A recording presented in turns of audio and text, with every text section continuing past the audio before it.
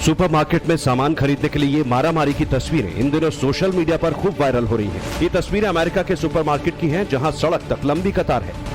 ऐसा नहीं कि इन सुपरमार्केट में कोई सेल लगी है या एक पर एक मुफ्त की कोई स्कीम चल रही है, बल्कि ये लोग तो चावल को लेकर टूट पड़े हैं। लोग चावल के कई बोरे एक साथ घर ले जा रहे हैं। जैसे ये वीडियो देखिए, एक शख्स चावल के कई पैकेट की खरीदारी कर चुका है, जिससे जितने चावल मिल रहे हैं वो उतना स्टॉक कर।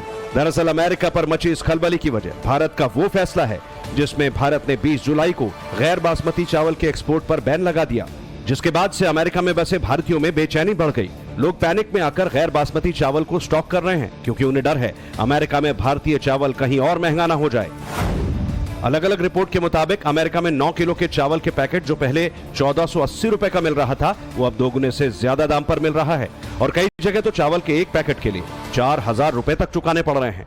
आंकड़ों के मुताबिक हर महीने भारत से 6000 टन गैर बासमती चावल अमेरिका को जाता है। सुपर पावर अमेरिका से जो तस्वीरें आई हैं वो चौंकाने वाली हैं और ये तस्वीरें दुनिया में बढ़ते खाने के संकट की तरफ इशारा कर रही हैं। संयुक्त राष्ट्र ने चेतावनी दी है कि दुनिया में करीब 36 करोड़ लोग ऐसे हैं जिन्हें पर्याप्त खाना नहीं मिल पा रहा।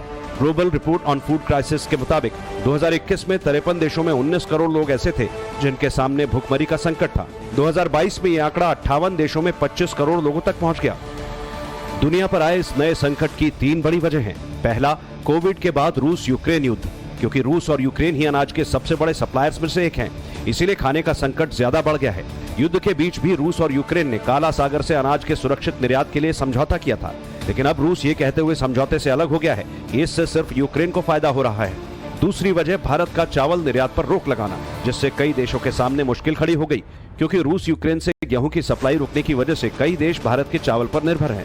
तीसरी वजह मौसम है, जैसे यूरोप में हीट वेव या कहीं पर एक साथ बहुत ज्यादा बारिश की वजह से भी दुनिया भर के अनाज उत्पादन पर असर पड़ा है। ऐसा दावा है कि हजारों साल में ये जुलाई महीना अब तक का सबसे गर्म महीना है।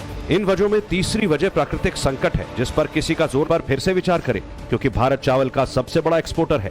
पूरी दुनिया में कुल चावल का 40% भारत एक्सपोर्ट करता है। इसके बाद वियतनाम 13.5%, थाईलैंड 15.3%, अन्य देश मिलाकर 30%। भारत जो चावल निर्यात करता है उसमें गैर बासमती का हिस्सा करीब 25% है। पिछले साल भारत ने 64 लाख टन गैर बासमती चावल निर्यात किया था। भारत के फैसले से पूरी दुनिया पर असर पड़ेगा, क्योंकि 140 देश भारत से चावल खरीदते हैं। इसमें भारत के पड़ोसी देश नेपाल और बांग्लादेश भी हैं।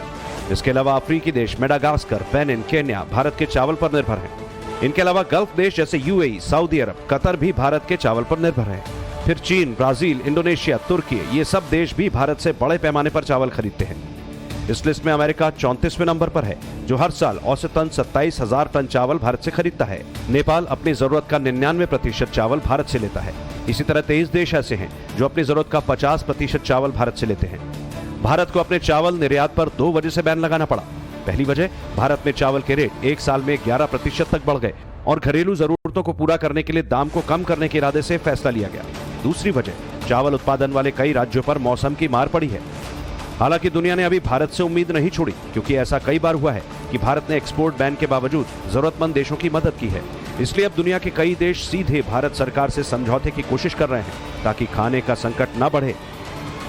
सिंगापुर ने भारत सरकार से संपर्क किया है और भारत के चावल पर एक्सपोर्ट बैन से छूट की मांग की है। सिंगापुर 30 देशों से चावल लेता है। साल 2022 में सिंगापुर ने 40% चावल भारत से खरीदा। सिंगापुर की तरह ही अभी कई देशों को ये उम्मीद है कि भारत उन्हें भूखमरी से बचा सकता है। इसलिए ये बहुत संभव है कि आने वाले दिनों में सिंगापुर की तरह कई देश भारत का रुख करेंगे।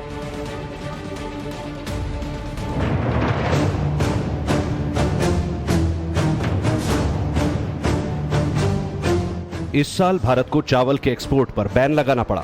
इसी तरह पिछले साल भारत को गेहूं के एक्सपोर्ट पर बैन लगाना पड़ा था, लेकिन इस बैन के बावजूद भारत ने कई देशों की मदद की थी, जैसे बांग्लादेश को 1.5 लाख टन, इंडोनेशिया को 1 लाख टन, अफगानिस्तान को 40,000 टन से ज्यादा गेहूं भेजा था। इस तरह भारत ने भूखमरी और युद्ध में फंसे यमन की भी मदद की थी। भारत ने यमन को 2.5 लाख टन गेहूं एक्सपोर्ट किया था। मुश्किल वक्त में यमन की मदद करने के लिए संयुक्त राष्ट्र ने भी भारत का आभार जताया था।